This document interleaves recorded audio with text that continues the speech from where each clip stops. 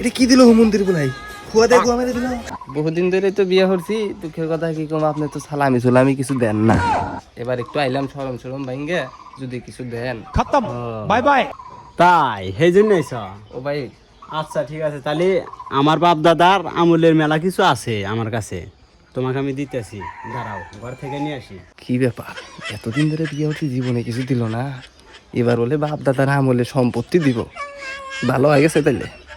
বাবা, হ্যাঁ বাবা। এই যে বাবা, আমার বাপ দাদা অর্থ সম্পত্তি মেলা ছিল, তার ভিতর থেকে কিছু তোমাকে দিলাম, এই নাও।